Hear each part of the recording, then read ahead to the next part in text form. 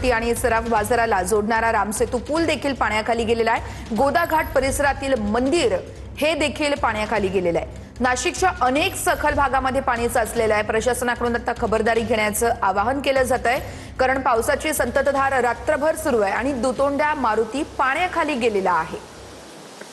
चंदन पूजाधिकारी आमचे प्रतिनिधी या संदर्भातले अपडेट देत आहेत। चंदन, नाशिकमध्ये रात्रभर मुसळधार पाऊस होतोय आणि दुतोंड्या मारुती पाण्याखाली गेलेला आहे। सध्याची पाण्याची स्थिती काय आहे? पुढच्या काही तासांसाठी नाशिकसाठी कोणता येलो अलर्ट आहे की ऑरेंज अलर्ट आहे?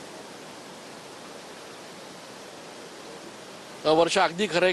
काल रात्रीपासून नाशिकमध्ये पावसाची संततधार सुरू आहे आणि माझ्या मागे आपण हे दृश्य बघा। या ठिकाणी नाशिकच्या गाडगे महाराज पुलावरून दिसणारं हे सगळं दृश्य आहे।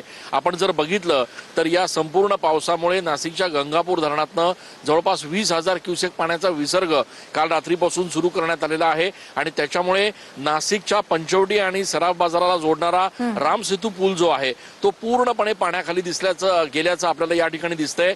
दुतोंड्या मारुती जो या संपूर्ण पुराचं मापक समजला जातो, तो दुतोंड्या मारुती आता बुडालेला आहे। यासोबतच नाशिकच्या गोदा घाट रामकुंड परिसरातले जे छोटे मोठे मंदिर आहेत ते देखील आता पाण्याखाली गेल्याचं आपल्याला बघायला मिळत आहे। त्याच्यामुळे एकूणच नाशिकमध्ये पावसाने अजून काही उसंत घेतलेली नाहीये।